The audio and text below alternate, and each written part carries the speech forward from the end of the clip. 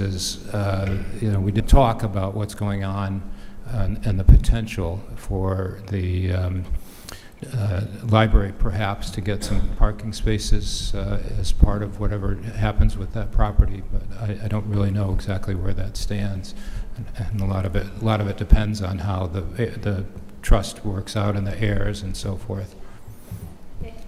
Thank you. Any other questions for Tim? All right, Tim, keep up the good work. I know you're doing great, and proudly support the libraries. Thank you. Next up, we got Terry Simpson for reappointment to the trustees of the South Kingstown School Funds. Don't let me forget that. Terry Simpson, I was before this, the council a couple of months back, talking about the school funds. Trustees, I'm looking to get reappointed for another 3-year stint. I've been on this committee, I think, since 1990, so it's a few years. We monitor the funds, mostly the funds that are for the guild, and a handful of scholarship funds. There's 8 or 9 different funds, but most of the money is for the guild.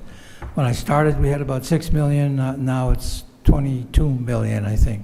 So I like to take credit for that, but I think it's a lot of other people and just the economy in general. Over time, things appreciate in value. What we do is we monitor now Webster Bank that has the responsibility of investing the funds. We have various guidelines standards that we compare them to, and our job is to make sure that they're doing a good job, that they're investing well compared to other sectors, other investment advisors, and they're doing pretty well. They're always beating the benchmarks, and the fund continues to grow even through some difficult times. We have a committee now of 5 people. We've had a hard time getting people to sit on the board. Right now we've been fortunate. We got 2 new members who are very active and knowledgeable about investing. But basically, my job, I think, is to keep score, to make sure that they're doing a good job with the town's money, taking good care of it, investing on a conservative basis, but still trying to keep the fund growing. And it seems to be working. If you have any questions, I'd be happy to try to answer them. Otherwise, yes. So a previous member of the school board of trustees, trustees of the school funds, recommended that we look at another advisor just because some of the fees were kind of high, or that they're, I don't want to say this because I don't know finance, basis points or whatever their little charge, I don't know what the word is. So, but they had recommended that we look at that. Is that something that we're taking up, or are we still going to stick with It's Webster? something that we're considering. The fees, in fact, are very low. Okay. We're paying 72 basis points when generally it's usually over 100. Okay. So that basically that's less than, that's about 0.75%. Okay. 1%. Most advisors are much higher than that. But we are thinking about it. Right now we're working on our investment policy and dealing with a lot of issues, including whether or not we should periodically go out for a request for proposals. Okay. It happened only one other time in my stay on this board. Webster, when they came in, their fees were very low compared to the other proposals that we had. Admittedly, that was 10 years ago. Okay. But a couple of our board members do work in the industry and are aware of what the fee level is. Okay. And in their opinion, we're getting a good deal from Webster Bank at this time in terms of their fees are low and they're meeting or exceeding all the benchmarks. Wonderful. I'm so glad that you said all of that, because we hear that to look around, and you're saying their basis points, the fee that they charge us is very low. So Yes. thank you. Thank you. All right, thank you, Terry. What's that? Thank you for your work. Well, thank you for your work as well. Thank you. All right, next up we have Nate Merrill for reappointment to the Waterfront Advisory Commission. Nate, welcome. Thank you. Good evening, everyone. I'm Nate Merrill, asking for reappointment to the Harbor Management Commission, Advisory Commission. I've been on it for 3 years. It's been a productive use of my time. It's been a nice way to contribute to the town in an area that I care about. Everyone on the committee is great. We have a good working relationship. When we disagree, it's cordial and productive. I'd like to keep doing it. We've done a lot of excellent things just in the time I've been there. We updated the town's harbor management plan, which is under review at CRMC right now, and it'll be an updated, I guess it's like guidelines for the town on how to manage its harbor and coastal resources, as well as an update on the right-of-way inventories and surveys that we conducted. And we also have a update of the town's harbor municipal code for their waterways and boats ordinances. So, it hasn't been updated in a long time. We're working on fixing some wording as a option for you guys to consider. So I'm excited to keep working on these details and keep pushing the ball along on coastal issues for South Kingstown. Excellent. Any questions? Any questions for Nate? All right, keep up the good work, keep up the good fight. Thank you. Thank you. All right, that's going to conclude our interviews. We're going to take about a 3 to 4 minute recess before starting things off for the regular session at 7:30.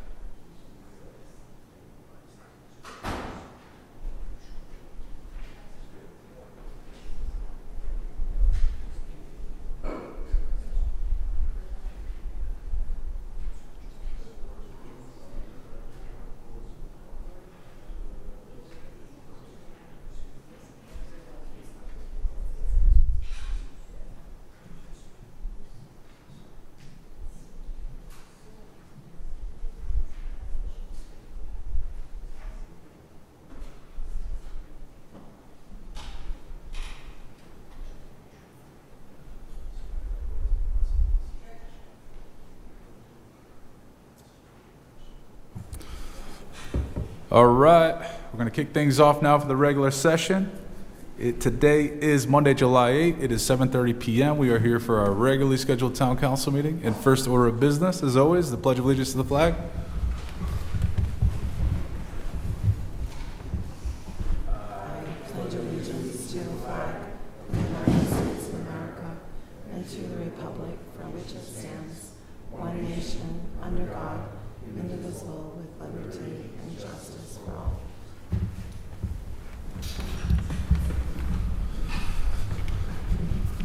All right, next on the agenda is the land acknowledgement statement, which I will read. The town of South Kingstown pays homage to the indigenous people and land on which the town is now located. Let this acknowledgement serve as a reminder of our ongoing efforts to recognize, honor, reconcile, and partner with the Narragansett tribe whose land and water we benefit from today. Next, we have the roll call. Council President McEntee? Here. Council Vice President Marin? Here. Councilmember Bergner? Here. Councilmember Ali? Here. Councilmember Sweet? Here. All members are present. We'll do it now. All right, now we'll take up the motion to seal the minutes from the closed executive session that was had prior to this meeting. Do I hear a motion to that effect? Second. All right, we have a motion and a second. Any discussion? Just a question. Go ahead. Do we also need to note, Amy, that there was one vote taken with respect to the item 1A? Yes, the record can reflect that the council voted to approve a alternative dispute resolution procedure for this tax appeal. So moved. All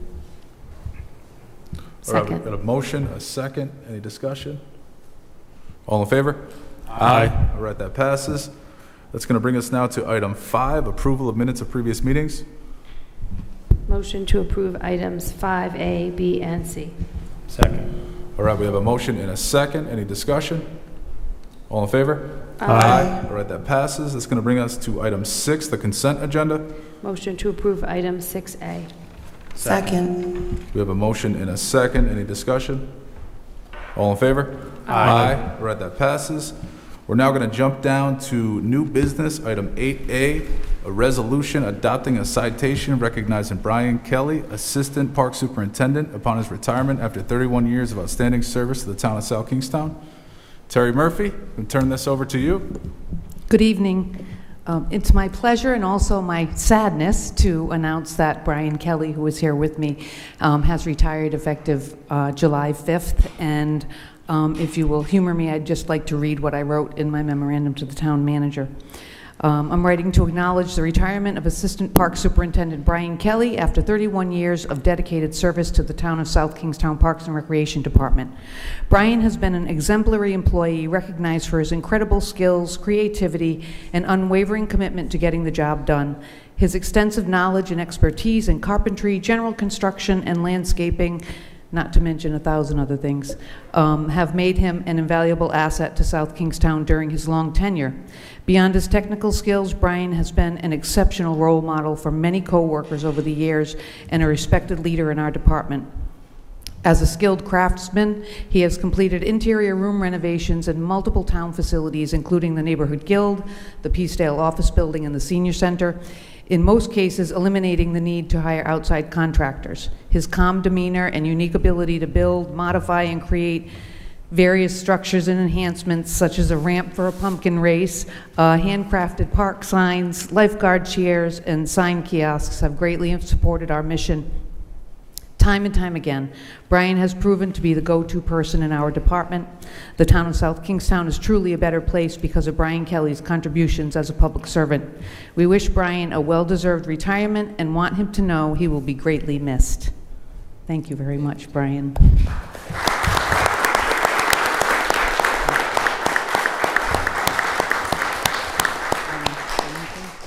Brian, any last words from you? I'd like to thank Rex and Terry and all the people I've worked with over the years. It's a privilege that I've worked at a department that fosters a sense of team players, and I'm just grateful to have been part of that team. Thank you. Excellent. Brian, I do have a citation for you from the town council recognizing you for your service. Congratulations on your retirement, and thank you for your commitment to the town.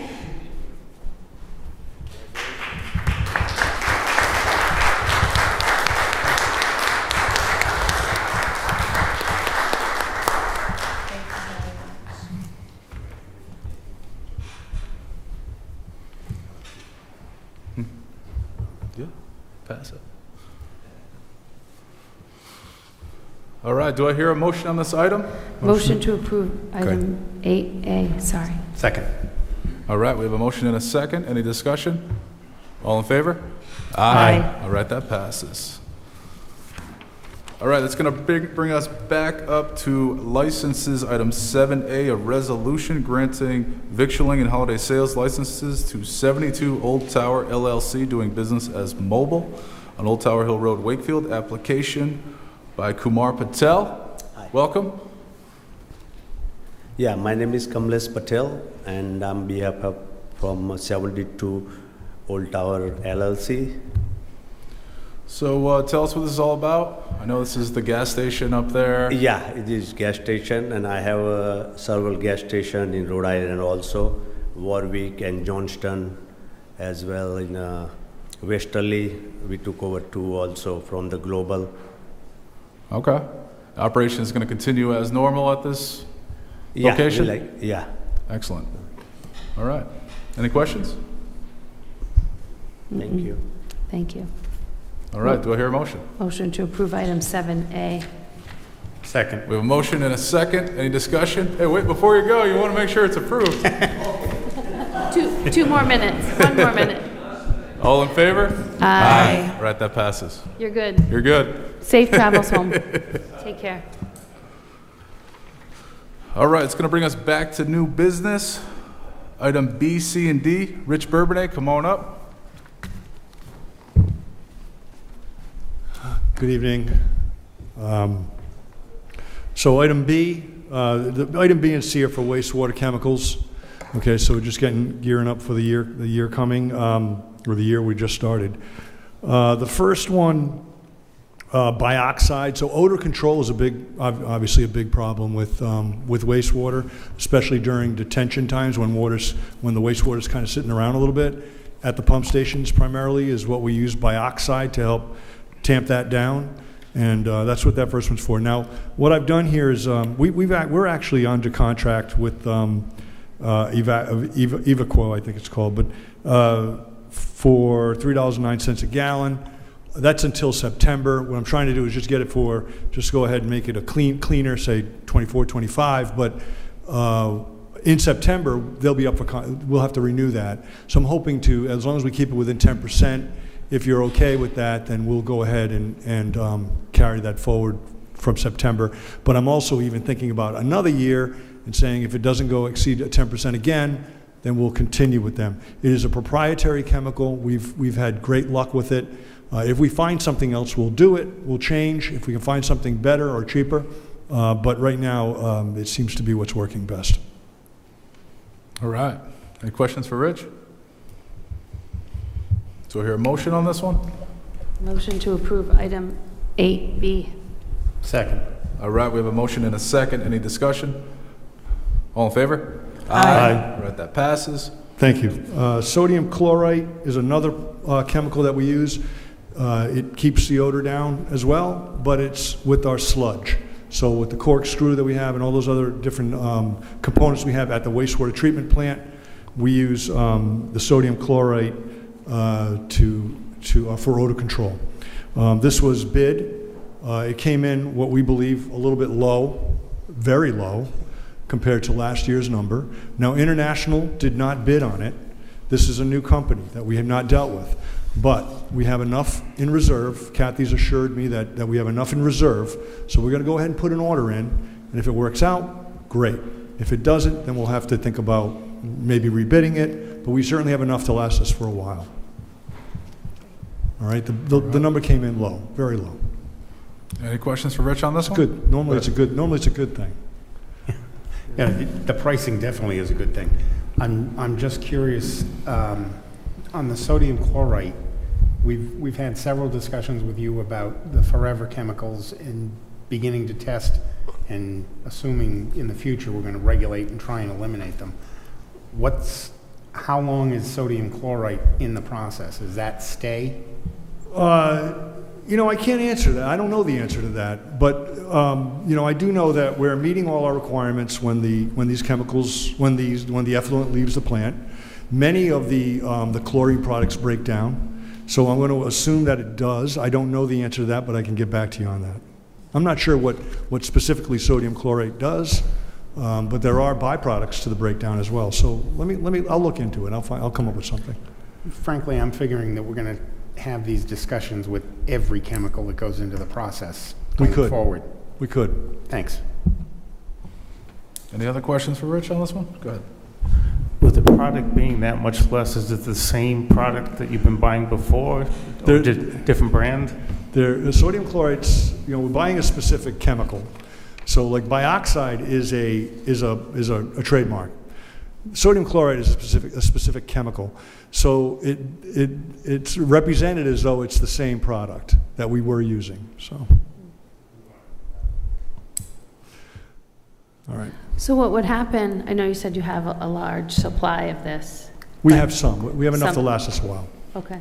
So if this doesn't prove to be effective or similar to the other higher bid products we purchased in the past, what do we do? What we'll start with is we'll put it out to bid Again? again. Okay, And then we'll go ahead and talk with International again, see what they can do. okay, And we'll figure out something. okay. There was a problem with some of these chemicals during COVID. There was supply issues, but we've seemed to have gotten over that. So it might be the pricing is coming down. It could be. So we'll see. Sounds good. Yeah, it's very good. All right, do I hear a motion on this one? Motion to approve item 8C. Second. All right, we have a motion and a second. Any discussion? All in favor? Aye. All right, that passes. We got one more here, Rich. The final item, as you may remember, we repaved Campus Ave. It just goes from Upper College to Lower College. It's a very short section, about 800 feet. We restriped it like we normally would, put back exactly what was there. URI wants to put these bicycle sharrows down and also some share the road signage. That will kind of complete what is like sort of a loop. It goes down Butterfield, it goes over to Flag Road, and includes the bike path, and includes Upper College, and that kind of completes their route that they have on it's like a mobility master plan, sort of. So we're just giving them the opportunity. Now, the MOU is going to read something along the lines of, at your expense, and not to go beyond what's described here. Like, I don't want, there's not enough room, even their report, I included that report that they had prepared. I asked them to prepare that, have that report prepared, so that we had some engineering justification for it. It came back and didn't describe, striping a bike lane or anything like that. We don't have, it's not wide enough for that. So I just want to be clear that that's what it is. Interesting.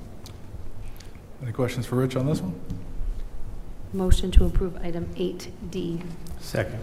All right, we have a motion and a second. Any discussion? All in favor? Aye. All right, that passes. Thank you, Rich. Thank you. Terry Murphy, come on up.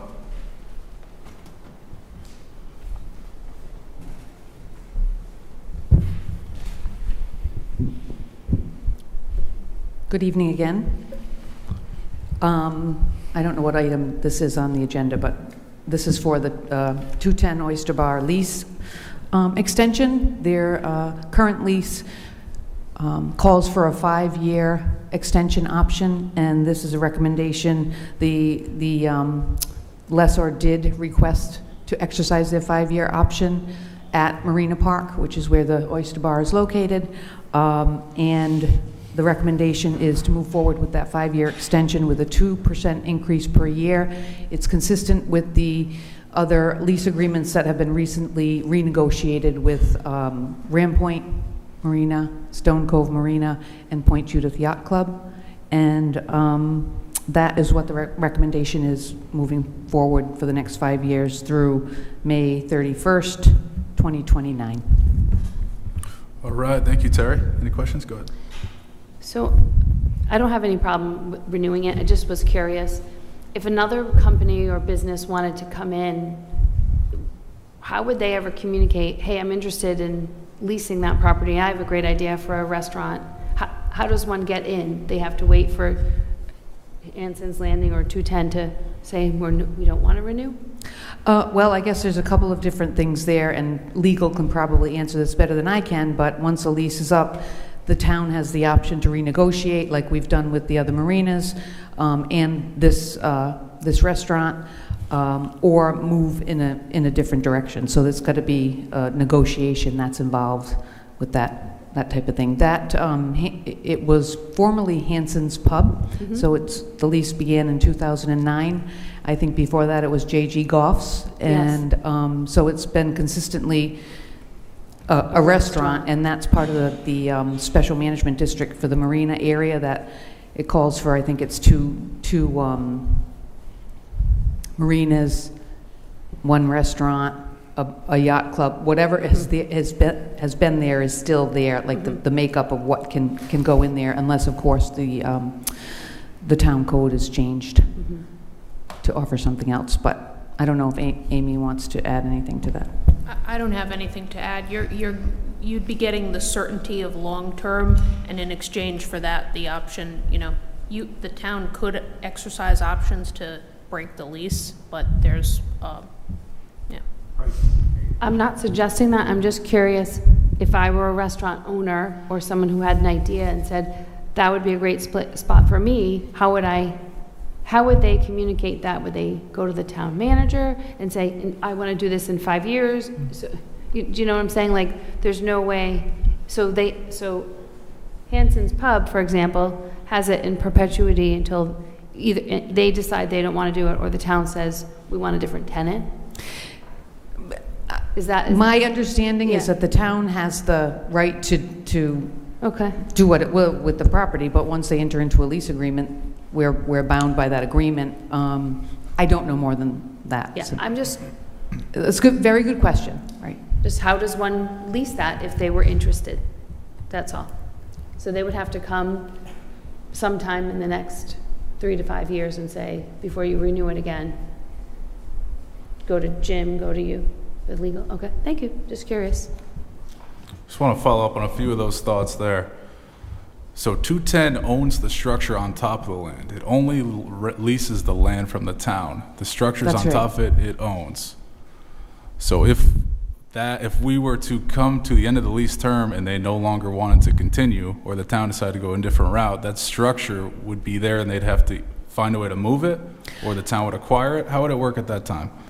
Again, I don't know. I would think that the restaurant would either sell or do something with the business, but I can't answer that. I've not had to deal with that, quite honestly. Not in your scope of work, but or how do you understand the lease? Roy's question's good. if you give me a moment, I'll find the applicable provision. And if a new business ever wanted to acquire the business that's there, it would take through an assignment of a lease. It would go in and operate under the lease that's in current existence. That's what 210 There's did. an assignment clause That's what in the 210 lease. did with Hanson's. That's Okay. correct. And an assignment requires the council's approval. Got it. All right, I do want to I have a couple more questions here. So obviously, this only renews it for a 5-year period. Now, obviously, they're doing a rebuild over there after sort of the natural disaster, I guess, what I'd call it, that occurred over there. So that's going to take some time to get it back into operation, make improvements, et cetera. Now, there's not a lot of security here in knowing that they're going to be there for a long time if they only have a 5-year lease in place. It's my intention that, we would hopefully renegotiate a longer-term lease during the midst of their 5-year lease that is about to take effect that we're about to pass here. Does that make sense? That typically has happened where their negotiations can start during an extension period. Whether or not that is something the town council wants to consider, but you're right, if someone's going to make a major investment, similar to, I think it was Ram Point that did that, they want to know that they have a long-term lease. Yes. If they're going to make substantial improvements into the property to rebuild it back to make it an operating restaurant, they want some assurance that we're going to enter into a longer-term lease with them to justify it. That makes sense to me, so I hope we kind of go toward that route, hopefully during the middle of this lease or earlier, so that they can be assured, make more investment. We want them in town. They're a good business, and that's just my feelings on the matter. I've reviewed the lease, and the question of what happens if they were to vacate town owns the property, the town would become the owner of the building. What's the renewal notice period in the lease? Sorry to turn this into a pop quiz.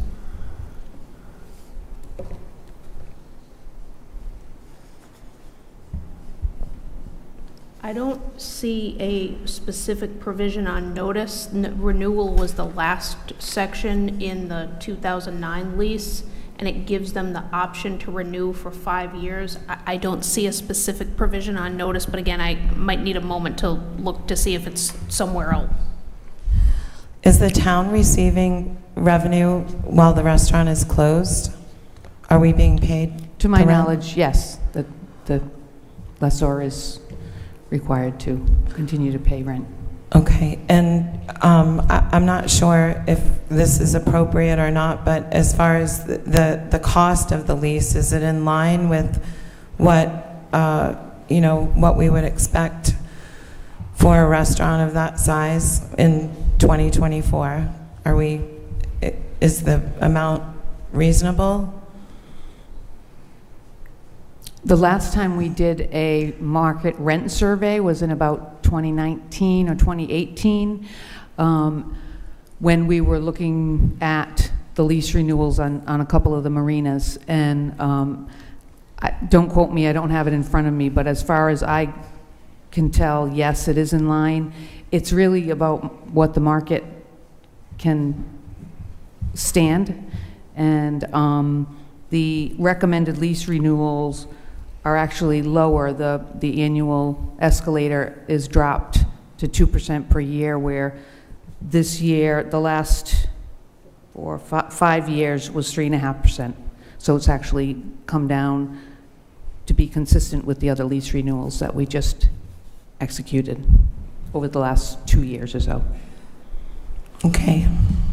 Terry, one more for you. I know that their rebuild efforts is going to require them to go in front of CRMC, and prior to that, in front of the Waterfront Advisory Commission. Do you know what their plans entail, and sort of when they'll be in front of the Waterfront Advisory, and then when CRMC, and how long in the future we'll know what this new restaurant will look like and when they'll be operating? I don't know what their plans entail. I am aware that they have requested to be on the Waterfront Advisory Commission meeting this Thursday. Okay. So they're looking to start with the waterfront, and then they'll move on from there. So I would imagine they're anxious to expedite this process as best they can. Yeah. But that's what I know at this point. I know that the building official has also been contacted by the owner. I'm not really sure where that's at with Jamie. Okay. And to the extent that the council's asking some questions regarding strategy, I want to be sure that the council is aware that this is a proper topic for executive session in the future as a lease of public property. The question regarding notice for renewal, I don't see that specifically delineated in the lease. There is a provision dealing with damage to the improvements and possible abatement of rent. Okay. I'd also be interested in knowing the footprint of the new restaurant before we establish a lease, a price for the restaurant. That just seems like we want to make sure that we know what it's going to be like. So I would definitely like to know that. So, I don't know how y'all feel, but I think perhaps we should put this aside, get some more information, meet in executive session, bring it back out, and that way, it sounds like we will have done our due diligence to make sure it's fair for them, because they're currently closed, and then it's fair to the town, because it's clearly a beautiful asset for them, and a revenue generator. So how about we put this, I don't know, table this, take it up in executive session in 2 weeks or 4 weeks, whatever works for legal, and move on. How do people feel? I agree with that. I would like to have some more questions answered. And then, not this if we could just make sure that executive session, it's at least 30 minutes on this, not 15. So could we start at 6:30, whenever that is? Yeah, I got a few questions for you right now in making that. I just want to make sure we're on a Sure. similar page as sort of things we're thinking to address. One being potential reduced rent in the interim as they're recovering through this, potential of considering a longer-term lease to make them more incentivized to make substantial investment into the property, and then obviously getting a further understanding of what's going to go in front of CRMC so we know the project more thorough. Are those on your mind? We can talk about any of those things? Sure. All of those things, I think, make sense, as well as a fair deal for the town.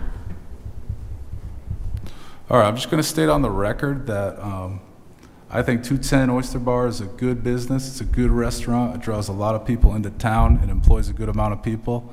And I think that we as the council and the town administration should do all we can to help them recover, get back on their feet, and allow them to be in a good position to succeed going forward. So if a closed executive session is going to help us get to that point as opposed to just passing what's here, I'm good with that. But I don't want to proceed down a route that's going to make it more difficult for 210. Just making that clear now. So I'm okay with it. So what you said about 210 as business is how I feel about all businesses, so we should support all businesses, and no one should be treated Absolutely. differently. I just think that because we have a lot of questions, and we've basically stumped them and sent Amy into a deep dive over here, that we owe ourselves as a council just to talk about an executive session, whether in 2 weeks or 4. I began by saying nothing about them. It's This item is specific to 210. It is specific to renewing their lease. correct. So the closed executive session is going to be specific to that. So that's why I'm only speaking in regards to them. Sure. All right. So we'll continue this to the next meeting. We'll have it in a closed executive session to talk further, and we'll have it on the agenda as a new business item. Motion to table item 8E to either the next meeting or in 2 meetings to allow town staff time to gather any information regarding a lease renewal and lease fairness. Is next meeting enough time? As long as I know what the information is that, we'll gather the historical information for the council and provide you with answers to the questions you posed. Well, All right. I think Patty if we had have a a question little about more what they time. were planning on building. So Patty's, you might not have it in 2 weeks because Patty said, what are they building and how big will it be? It's in front of the Waterfront Advisory Commission on Thursday. Okay, so then, as long as it's fine, just making sure that's what she wanted. I don't know what they're presenting on Thursday. I just know they're going in front of the Waterfront Advisory Commission. So All right. We would need more time than 2 weeks. We'd like to meet with the owner, who's come Okay. in and talked to us, see what his plans are. He had a concept that he wanted to present at some point. So I don't think 2 weeks would give us enough time to meet with him and come up with something to present to a full picture to present to the council. 4 weeks? I would hope, yes, I would hope 4 weeks we'd have it done. So yes. I don't want to pressure people to a timeline. I think we should do the best job and the best process, and if Jim thinks it's 6 weeks or 8 weeks, it's fine. Their lease is in place till when? And we don't, it's... It could be 2 weeks, but it could be 4 weeks. I don't know. We don't have any So- information other than what we know right now. I think just leave it to Jim and not put either it'll be 2 weeks or 4 weeks, but we're just... All right, you have our wishes. I would like to see it in 4 weeks if we can. If it's not enough time, we'll do 6 weeks. How's that? As soon as we get all the info, we'll get it right back to the council.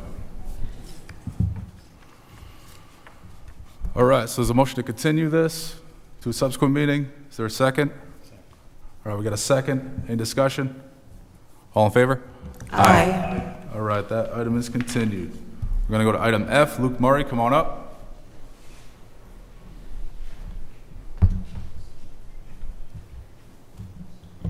Good evening.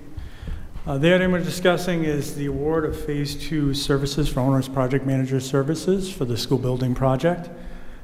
Just to be clear, the Phase 2 services are RIDE stages 3 and 4, which is the construction, the design process over the next year, and then as well as the construction process. For those, just as a reminder to the council and the community, school housing projects in excess of $1.5 million are required by state law to have an owner's project manager on board. Knowing this, the school building committee started last year with the procurement process in April 2023. We worked with the school department at the time because they were funding that portion of the design, if you recall. And so the school district solicited from 30 individuals, firms from the master price agreement for the state. Out of those 30, we had 4 submit: Keogh Construction Management, Downs Construction, Left Field, and Colliers Engineering. There was a 3-member panel. The school building committee decided at the time to have a 3-member panel evaluate the OPM. Again, this was early in the project process. At the time, myself, the superintendent of schools, and Kate Messinanti, a school committee member, were on the review team for the interviews. So we reviewed the proposals, selected 3 to bring in for the interviews. We did evaluate them, we brought them in, and based on that, we made a recommendation to the school building committee to award Left Field and their team for Phase 1 services. So that was a very limited scope at the time, but the thinking was that that was their trial period, that we were not obligated for a Phase 2. Phase 1 was taking everything up until the bond vote at the time, which originally was in November of last year, subsequently got bumped based on their work to May of this year. They hit the ground running. They did a lot of work, especially with regards to initial quick estimating from their team, which led to us bolstering the project budget, if you recall. That was key to ensuring what I think is going to be a successful project. And they intervened early, and they made some hard calls for our team. On June 27th, the school building committee did a review. I was unfortunately not there due to a family issue, but I did watch and get some input from the members. And overall, there was positive feedback to Left Field. There was also some hard feedback to the team with regard to media relations, making sure that we're a priority project. We all in SK want to make sure that this is a successful project, and they conveyed to Left Field that this has to be a priority for them. That said, I can tell you on my day-to-day basis, I'm probably the person from the town who works the most with Left Field because I do a lot of the behind-the-scenes logistics. I've been very happy. There's been our pain points where I've conveyed very honestly to Chris my concerns. But I can say on the whole, they've done a really good job, and we would not be as far in the process as we are without that team. To the point where we already have a CMAR onboarded, the construction manager at risk, Gil Bain. We're working with the architect, and I expect to be bringing them to you very soon for negotiation. We have environmental specialists. We're working on geothermal testing. So there's a lot going on behind the scenes that they're doing and facilitating with the team. And it's not just Chris. It's his whole team, which is expanding now that this is real, right? We're getting into the construction phase. So with that, the school building committee felt that they wanted to forward a favorable recommendation, which was unanimous to the council to award a $2,622,607 contract to Left Field for the Phase 2 services. As a point of reference, and the last point I'll make, just in case you were wondering, we did require price proposals separate during that initial round a year ago from those 4 firms. Colliers, for reference, was at 3.5% of the construction budget, which would have equated to $4 million. KCM was at 2.5%, which would have been $2.63 million. We did have one lowball, which was Downs at $1.1 million at the time. I'd be suspect that they'd want to hold that price right now, knowing the scope of the project. Because again, our original scope was a little bit less. But we feel that that price is fair, given industry averages at about 2.4% of the total construction price. And I'll answer any questions you have. Any questions for Luke? Go ahead. Do you, Greg? So do you want me to go, Greg? You sure? So I'm glad that you did address some of the concerns, because I had heard that there were concerns about Left Field, but could you walk us through an example or two of the concerns, and then I did watch that part of the meeting the other 2 weeks ago, but if you could just walk people through some of the concerns and how they'll be addressed and how you felt comfortable as a committee, I mean, you, the collective. Sure. So one key aspect for me and the committee was communication to the public, right? Making sure that they are well informed. This has been big for the town. I know it's a big issue for the council, right?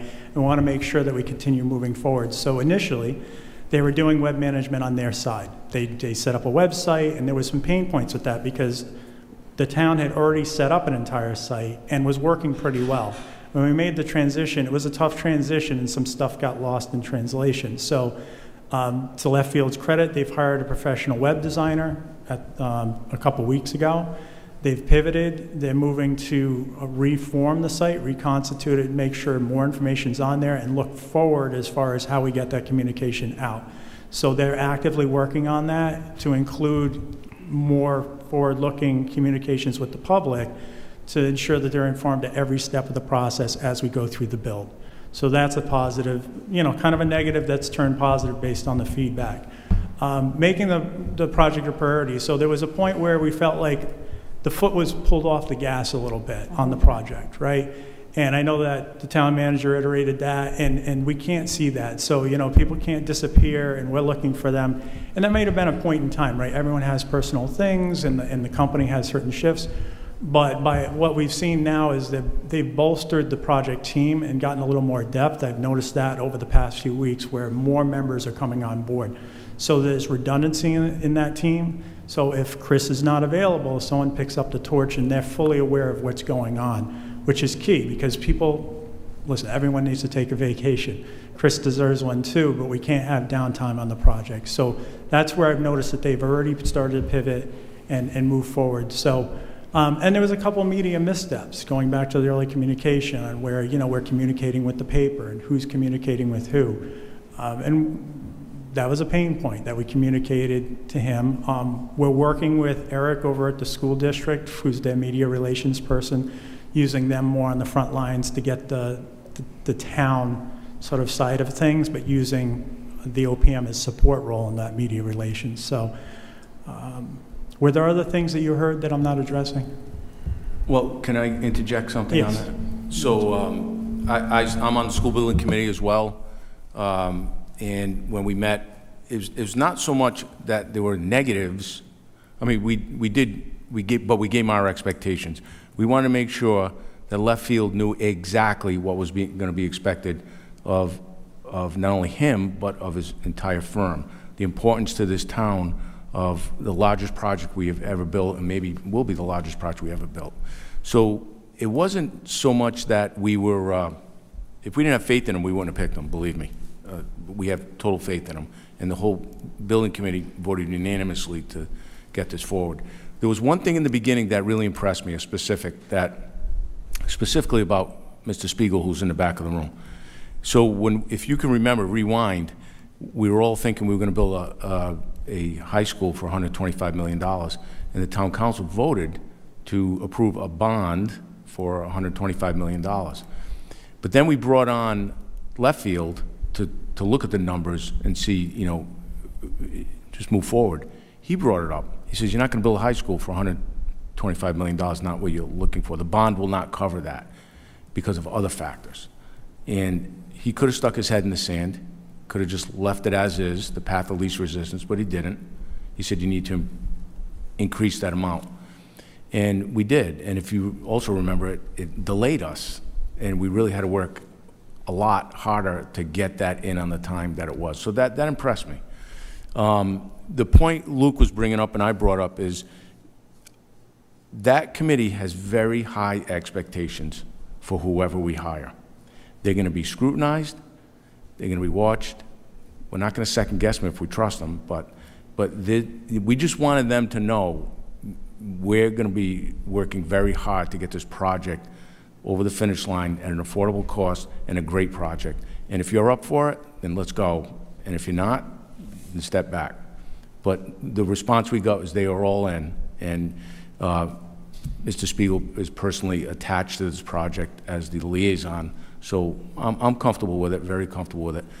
There's one last thing. Dave Palazetti, who sits on that school building committee, he's the most knowledgeable person about this type of project. That's what he does at URI. That's what he did in the Coast Guard. So I sat with him and picked his brain. Is this the right person for this job for this town? His answer was yes. He was very satisfied with their work, and he's very, very confident they will get us to where we need to be. All right. Thank you, Jim. Chris Spiegel, come on up.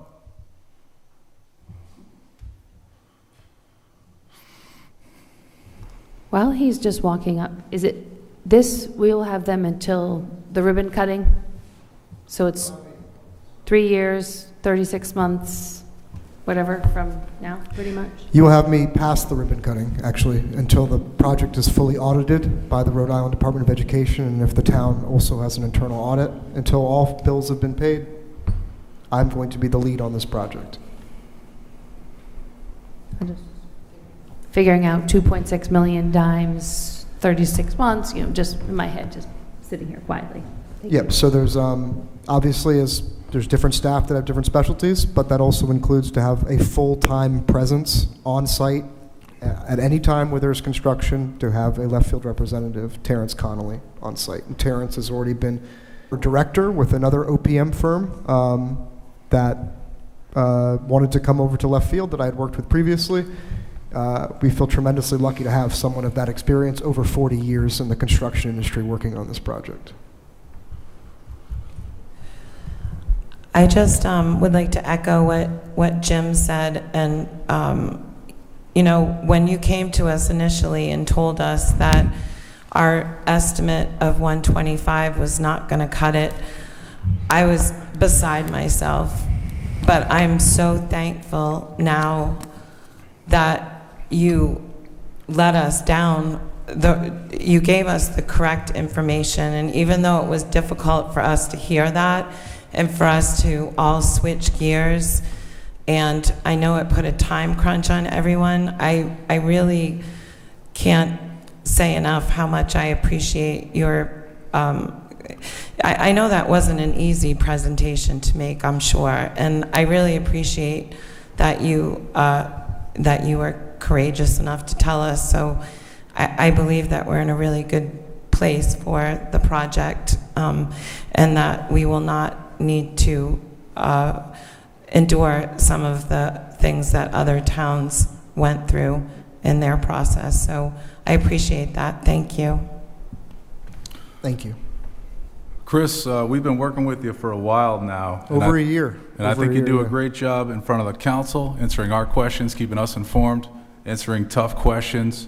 You seem to sort of be on the ball for the most part when it comes to when we're sort of grilling you.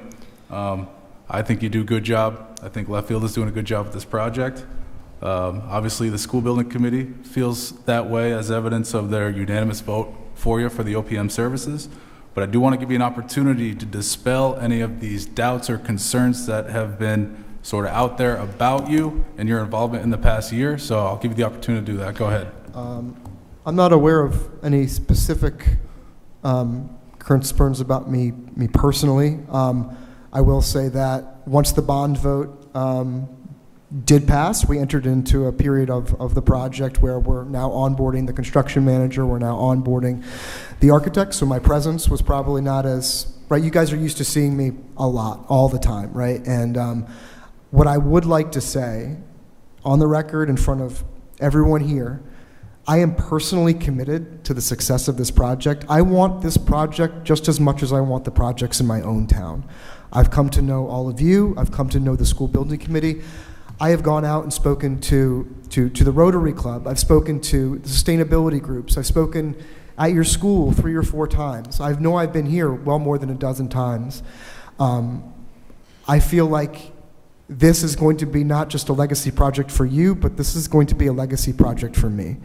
South Kingstown High School, with the budget that you have, I thoroughly believe that you guys are going to emerge in 5 years as the leader in terms of a high school facility, because you're not going to be going through some of these struggles that Patty spoke about, which is significant value management to try to bring a project into a budget. So personally, that's, and I also want to say that I've thoroughly enjoyed working here. I love driving down here, especially on nights like this. It's beautiful down here. It's 5 degrees cooler than where I live.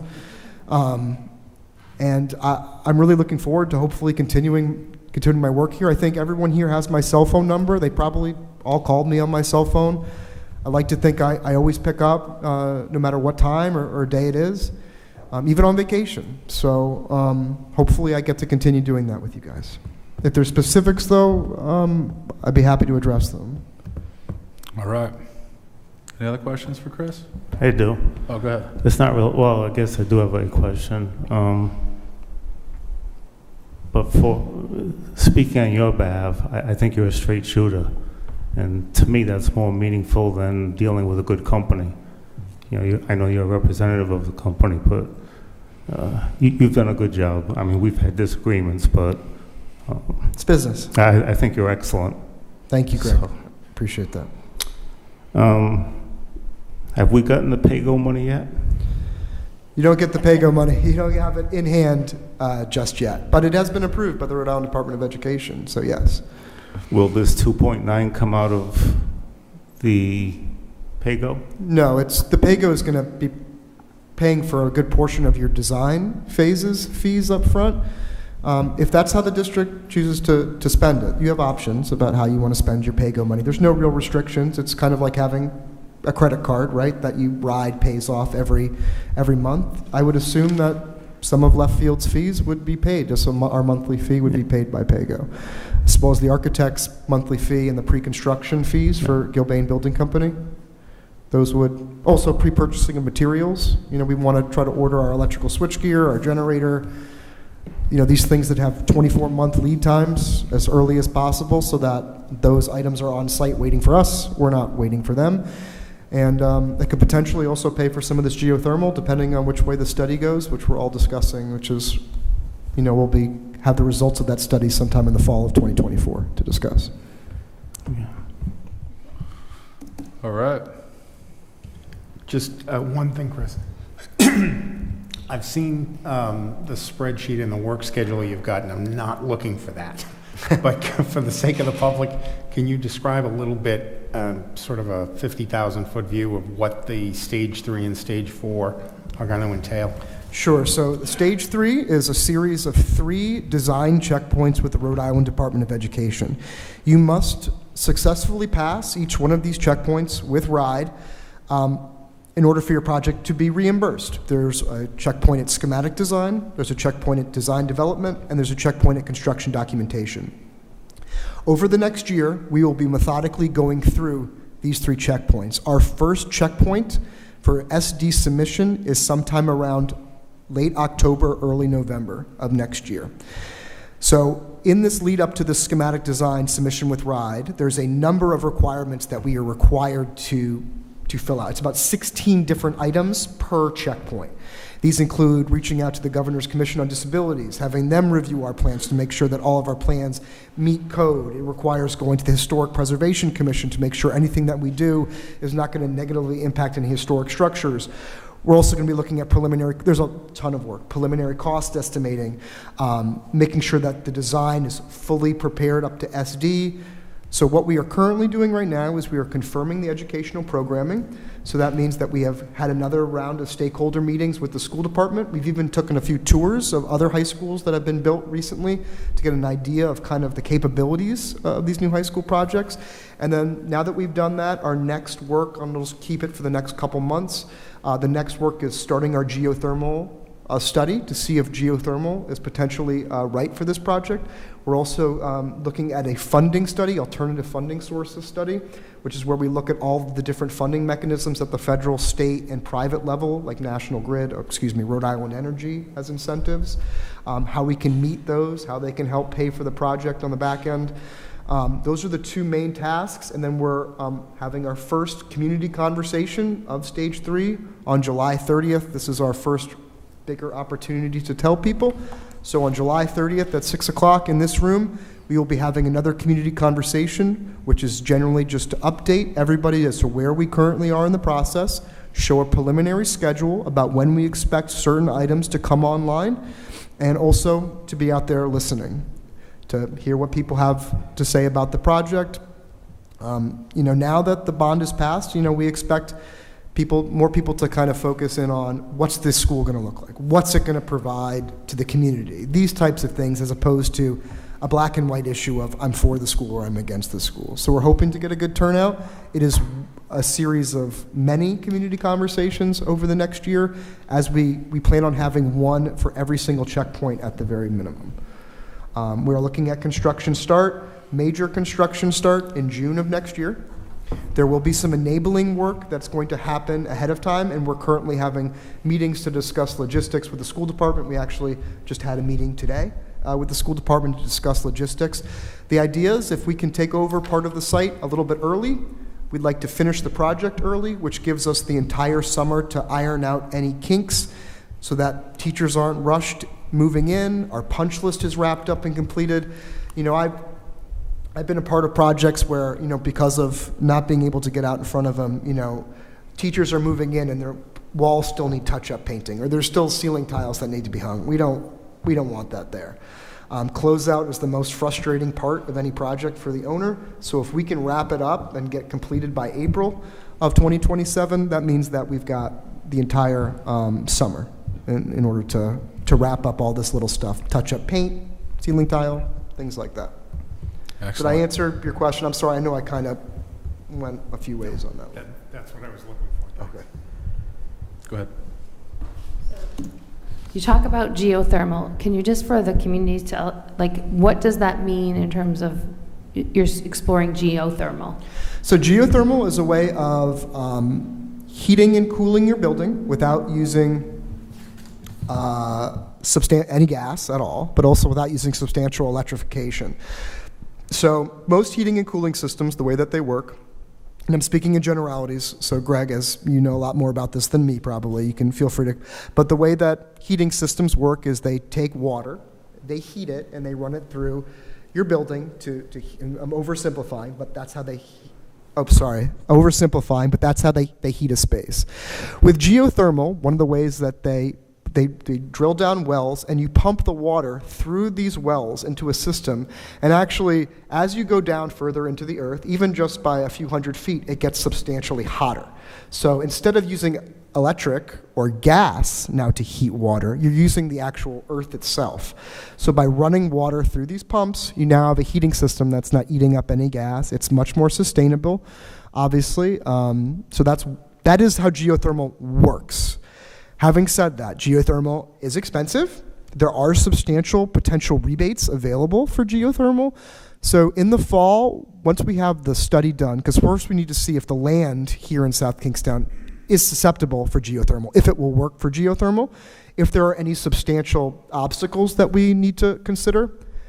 Some of these geothermal wells will be 800, 900, 1,000 feet deep. We don't know where the ledge is at that deep, so we need to make sure, and it becomes a cost exercise. So, what are your operational savings? How much it will save you per year on your utilities costs in terms of your gas and your electric? What are the maintenance requirements for geothermal systems? How much rebates can we get? Because it is important to understand that the way all of these programs work at the federal, the state, and the local level, you have to pay for the system up front before you get the rebate on it. So there will be difficult conversations in the fall about whether or not the project can fund geothermal up front. So in general, that's where we're going with this. But having said that, if you go geothermal, you have the potential for the school to be net zero ready, which means that it could potentially be taken off the electrical and gas grid at some point, or being able to generate enough of its own electricity that you zero out, basically. So it's much more complicated than that. I'm not a mechanical engineer. I'm happy to bring one to our next meeting to discuss it, but Left Field has MEP specialists on staff that can speak better to this than I can. Have you been a part of any geothermal project? I personally haven't, but Left Field's MEP specialists that's assigned to this job have, and as well as my clerk of the works, Terrence Connolly, has been a part of a geothermal. He's been a part of a 360 well geothermal project, which is a substantial geothermal project. Do you think there'd be a possibility of seeing that? 360 wells here? No. Not the, no, Oh, no, geothermal here? Yeah. No, taking a look at that setup. Oh, you want to take a look at a completed one? Yeah, we can always organize. I'm always up for a field trip. Is it in Hawaii? No, it's in Massachusetts. We're only in Massachusetts and Rhode Island, so not too far. I think we're actually in the process of building one right now. Tingsboro Middle School in Tingsboro we're drilling right now. So if you guys wanted to go check that out, we could go check that out. So thank you for the explanation on geothermal. I do have a better sense. It was the perfect explanation for someone who has no idea. I didn't study engineering. Well, good, because I didn't. You did great. I can explain it to my neighbors. So my next question is unrelated. What was also my question is, we saw renderings of what the high school might look like. It sounded like I heard that when SLAM came on board, instantly they had some modifications that made great sense and were great ideas. When will we see what it will look like again? So I'm happy to present the schedule, the overall schedule at our next meeting. However, we plan on coming before the school committee, the town council, and the public before every single one of these checkpoints. So prior to submitting to RIDE, we will come to you, the school committee, and the public and say, this is our planned submission, get feedback for the next submission. We're targeting, I would say, September before we start seeing any new renderings. But having said that, the building in general for schematic design is pretty well set, right? We know where we're building the building. We know about how large it has to be. Do certain things going to change, finishes and things like that? Yes, they will. But the big picture, where the building is, how big the building is going to be, how tall it is, where parking is going to be, those things won't change. I know those things won't change. I'm thinking the exterior of the building, the look of the building. When you drive by, when will we see what that might look like? Is that September? Yes, September. So if we want to have input, if we're a member of the public, we should be attending when? Now? Well, July 30th would be a great time Okay. to attend. Okay. As is usual with these projects, on the website we'll have options for, you have contact us on the website, you have the project sign up. We also send out every 2 weeks before school building committee, most of you guys receive them, we send out a project update email. All three of those are ways to contact me directly. My cell phone number is actually also in the project update, so that's another way to contact me directly to figure out how you want to get in front of people. But we've already received a lot of feedback from the public actually in the last month about sustainability, about things like that. It goes directly to the architect.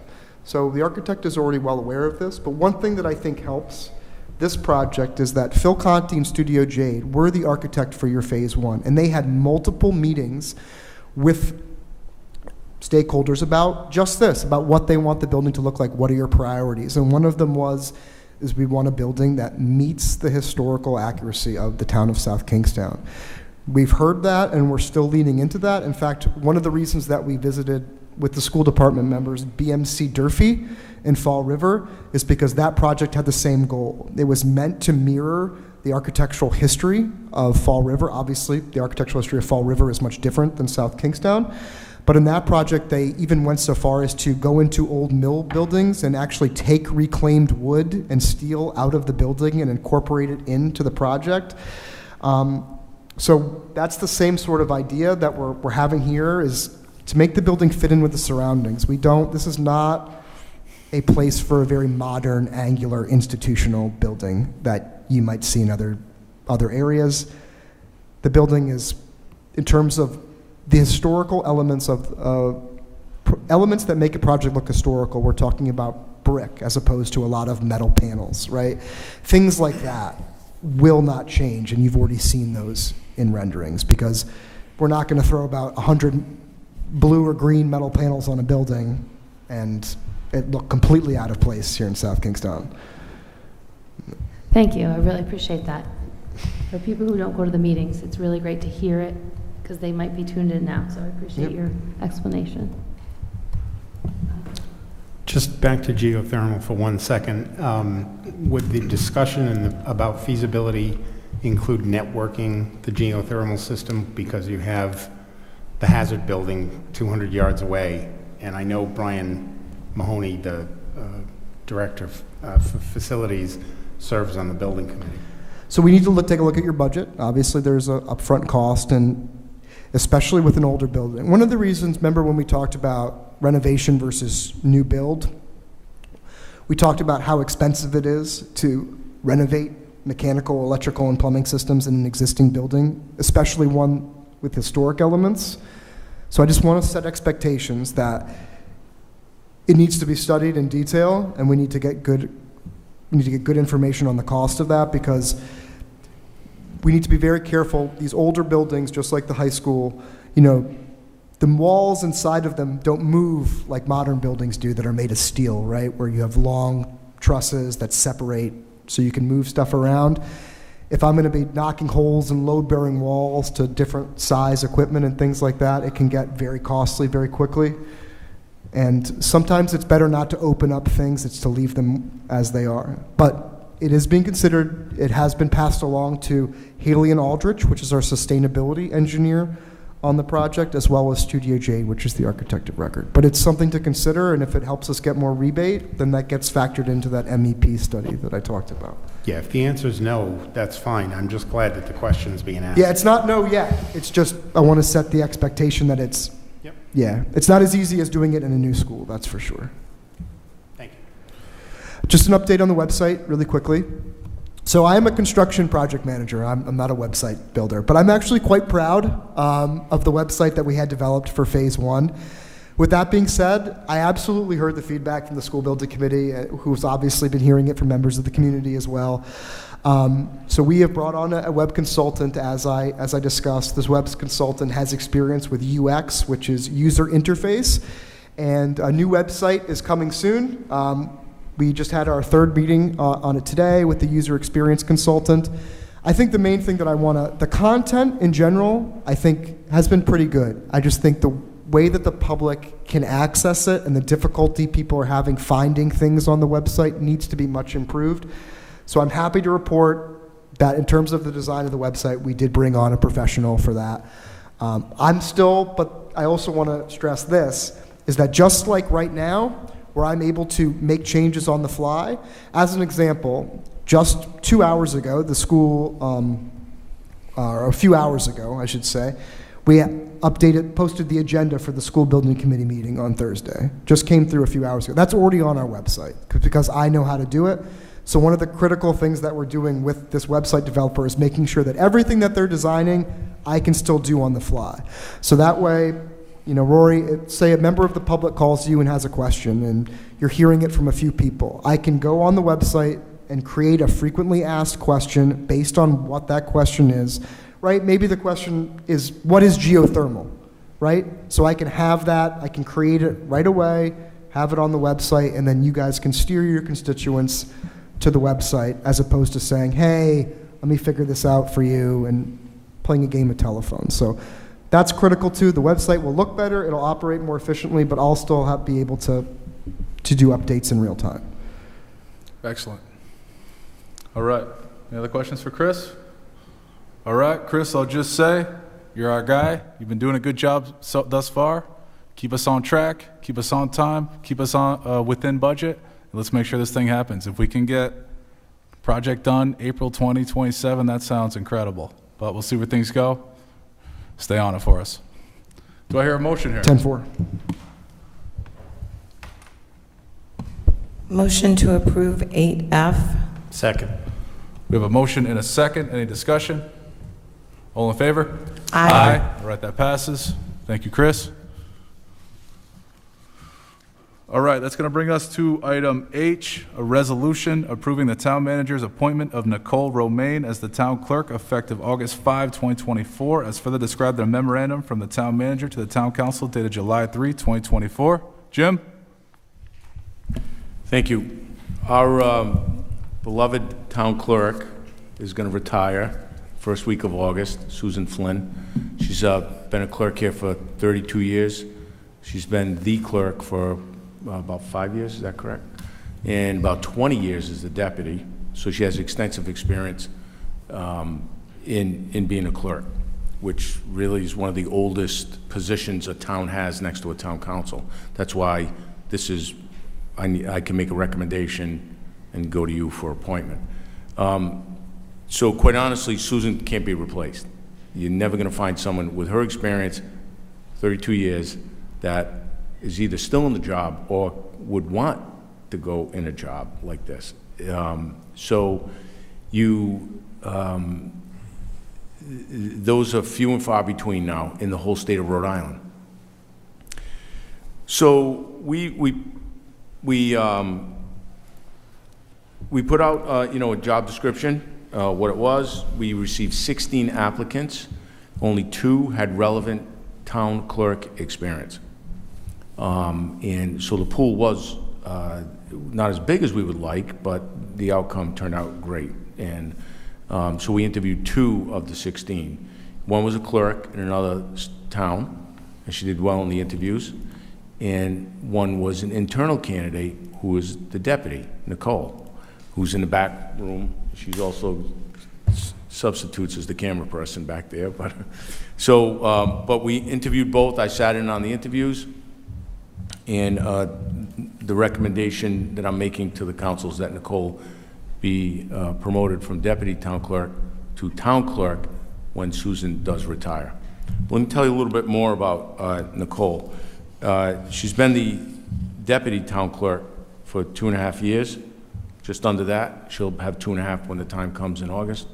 And by all accounts, she's done very well. And she was a deputy town clerk in California until she relocated here with a native Rhode Islander and settled down with her family. I had the opportunity where I really got to know Nicole was in the 2 months that Susan was out, which she had some minor surgery, and then Susan went on a vacation. Total was about 3 weeks, and Nicole filled in exclusively. And I have to tell you, I was very impressed. She kept me well informed about, especially about the agenda, anything that was going on in the clerk's office. So that was kind of a good test. Nearly 3 months of like a true test of what she could do. And we didn't know at the time that Susan would be retiring. I found Nicole to be very professional, polite, knowledgeable, and willing to learn on stuff that she didn't have extensive knowledge about. So, and then I got to see her up close again when the Municipal and Housing Court was being formulated, and many people worked on it, including Susan. But Nicole and Emily really took an intimate knowledge of that, because you come in this room, and Susan's in here as well, but you have Nicole and Emily, who's a clerk in the office, basically running it with the judge. And it's turned into a pretty big night, and nearly 50 people came, I think, showed up for the last time. So I'm very impressed. I think she would fit in, she does fit in very well here. I think the 4 clerks that work in the clerk's office they were happy for her, which spoke volumes. And that would be my recommendation to the town council, respectfully asking that you consider her to be the next town clerk. All right. Thank you, Jim. All right. Any thoughts? Go ahead. I don't recall just like a resume or anything like that. So can you tell me a little bit about Nicole's education, like where she went to? I'm assuming you have a college degree. It's not required, Okay. but I think the best thing to do is, why don't we have Nicole come up Sure. and tell us about herself? That'd be good. Thank you. Not to put you on the spot, Nicole. Sorry, Nicole.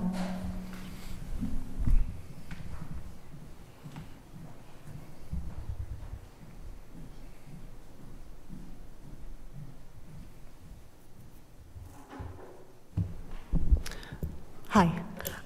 So to answer your question, I do have some college education. I do not have a degree, but I have the equivalent work years experience to be able to qualify for the position.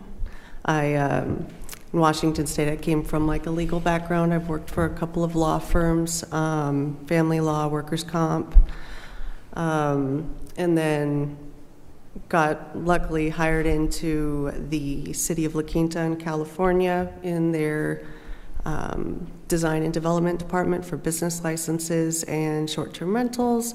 And when I then later got permanent employment with the city clerk's office, where I started as an admin assistant and then moving up the line as the openings became part. What, and I don't know this, like, what is the credential that makes one like a town clerk? Like, obviously you can be a lawyer, you can be a CPA, but is there like a fancy lettering, like, yeah, I know you have a professional organization, but is there like a credential? Yes, so it's called the Certified Municipal Clerk Certificate, or the CMC. There's Okay. also an MMC. Okay. I am very close to obtaining my certificate. Okay. I've finished my education. Now I'm just moving on to the experience points. Okay, so you've done the academic pieces, you just need to have the internship, well, experiential hours. Yeah. Okay, I understand that. So there's 6 divisions, right? You're responsible for Board of 7? There's 7? Okay. Yeah, the Board of Canvassers, Probate Court, Municipal Court, Land Evidence, then we have Vital Records, Business Licenses, Liquor Licenses. Okay.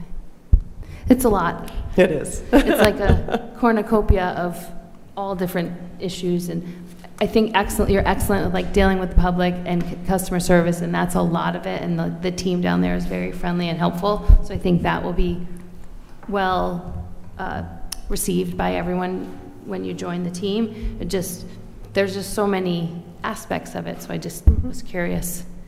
Where do you feel like you feel most comfortable, and where do you feel like, you would need more support?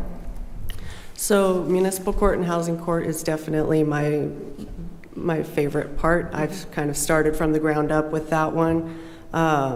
Emily and I have worked really hard to learn all the ins and outs, visited other courts. There's a lot of knowledge that I've gained with that. So I would say that's the one I'm most knowledgeable in. The one that I would say I would probably need a little more work in would definitely be probate court, which I already have it kind of lined up to work with our probate office clerk a lot closer. And I also am friends with a lot of the other town clerks that I can call for any sort of assistance or resources. Excellent, thank you. I appreciate the honesty. It's hard to come up and go, this is what I'm great at, and this is what I really want to grow. So thank you for your honesty. I'm good. Well, Nicole, I think this is a great opportunity for you. I think this is a great transition for us. We've worked at you in council meetings before, so we know that you can fit into this role pretty easy at the meetings. Obviously, the role of town clerk entails a lot more than just coming to these meetings, but the manager supervises you directly, and he would know your day-to-day work ethic and caliber and what you're capable of most here. And out of 16 candidates, he believes you're the best one, so I think that speaks volumes. I'm happy to give you the consent here, appointment by the manager, consent of the council. I think this is the most easy transition that there could be, and I love to see the fact that there's internal growth within Town Hall that gives other people hope as to opportunities for them going forward. So I think this is great all around, and I'm going to give you my support, and I look forward to you serving in this role and having you at the meetings. Thank you.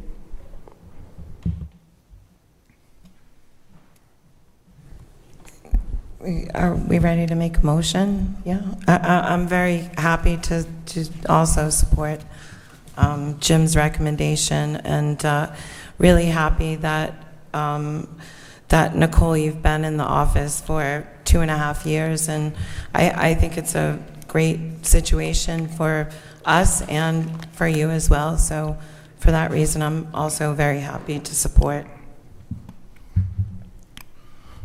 All right, go ahead. Yes, make a motion to support 8H. Yes. All right, we have a motion and a second. Any discussion? Go ahead. I'd like to echo what Jim said. Nicole was very helpful to the council while Susan was out, and this has got to be the definition of bittersweet. we're happy to take Nicole on. Do we have one more meeting with you then? One more meeting. All right, we'll save the tears for later. All right, do we need to approve a Class FTF 19-hour beverage license for that night following the meeting? Yeah. I'm just kidding. I would like to have a mass gathering permit for the next meeting, please. Thank you. So moved. All right. Seriously, Nicole, you're very, it's going to happen. So Dale Holberton and Susan Flynn have been here for a huge amount of time. So it is like a position that really becomes, you could outlast many town managers and probably everybody on the council. So happy to bring you on. You're welcome. All right, we have a motion and a second. Any further discussion? All in favor? Aye. All right, that passes. Congrats, Nicole. All right, that's now going to move us to the town manager's report. Thank you, Council President. There are 3 items in the town manager's report. 9A is an update on the school building committee, school facilities project as a whole. We have another meeting coming up. We've changed the times of the school building committee to assist other people on it for the summer hours. So we've been having them on Thursdays at 8:30 in the morning instead of Thursdays in the evening. And it's worked well, and they're still live streamed and taped and so forth. But it's helped out the members of the school building committee. But for specific updates on that, I'll call up Luke Murray, who's also very involved in the school building committee, and you can ask him any other questions you have that haven't already been answered when we talked about the high school.